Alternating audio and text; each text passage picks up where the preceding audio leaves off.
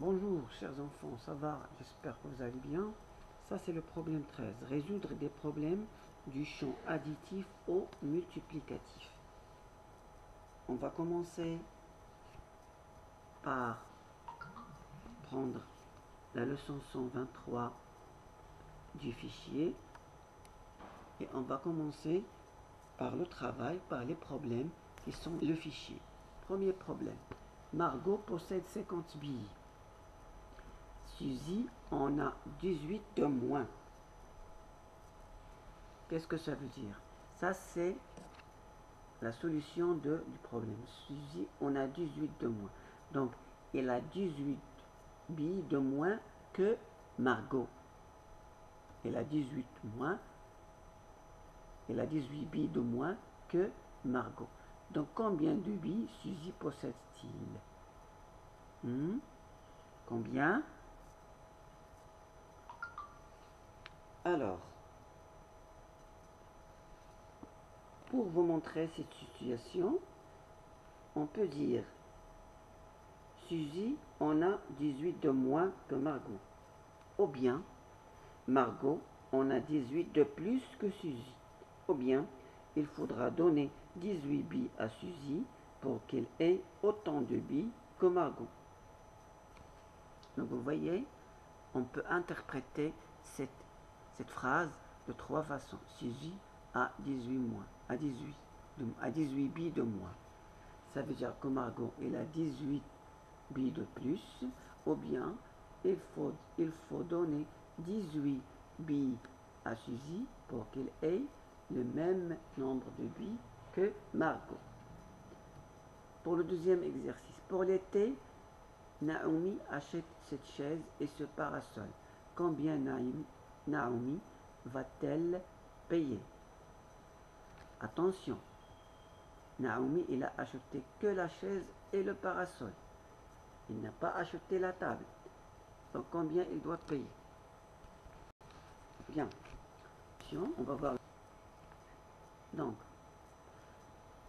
Margot possède 50 billes, Suzy en a 18 de moins. Donc combien de billes Suzy possède-t-elle?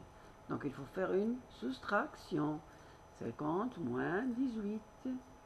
Ici, on a une soustraction avec retenue. 0 moins 8, on ne peut pas. Donc il faut prendre une dizaine de 5. Il reste 4 dizaines. Donc on a 10 moins 8 est égal à 2 et 4 moins 1 est égal à 2. Donc 32 billes. Ça c'est pour le premier problème. Pour le deuxième problème, pour l'été, Naomi achète ses chaises et ce parasol. Alors, combien Naomi va-t-elle payer? Donc 155 plus 75 qui est égal à 232. Ici on a une addition avec retenue. 5 plus 5 est égal à 10, j'écris 0 et je retiens 1. 5 plus 7 ça fait 12 et 1 13. 1 plus 1 est égal à 2.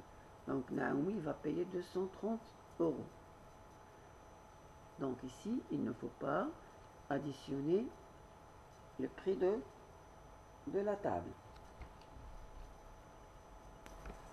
Passons à l'exercice 3 et 4. Corentin a acheté 6 boîtes de 3 balles de tennis et une boîte de 4 balles de tennis. Combien de balles a-t-il acheté? Combien de balles a-t-il acheté? Donc pour résoudre cet exercice, il faut le résoudre à partir de deux étapes. Il faut calculer d'abord le nombre de balles dans les 6 premières boîtes, ajouter au résultat les 4 balles que contient la dernière boîte. Donc, pour le deuxième exercice, Théo a reçu un sac de 45 petites voitures et les range dans des boîtes, chaque boîte pour contenir 10 voitures. Combien de boîtes seront complètes? Donc ici, il faut trouver le nombre de dizaines. Bien. Alors, le nombre de dizaines dans 45, c'est 4. Donc, ces 4 boîtes seront complètes. et il va rester 5 voitures. Tu peux même dessiner 45 voitures et tu peux les entourer. Entourer des 10, des 10, des 10 et tu vas trouver 4 10, 4 dizaines et 5 unités. Donc, combien de boîtes de 10? C'est 4. Bien, voilà la correction de l'exercice numéro 3. 6 fois 3 est égal à 18. 18 plus 4 est égal à 22. Donc ici, il faut connaître la table de multiplication par cœur. 6 fois 3 est égal à 3 fois 6 aussi. Et qu'il est plus facile de calculer 6 plus 6 plus 6 que 3 plus 3 plus 3 plus 3 plus 3.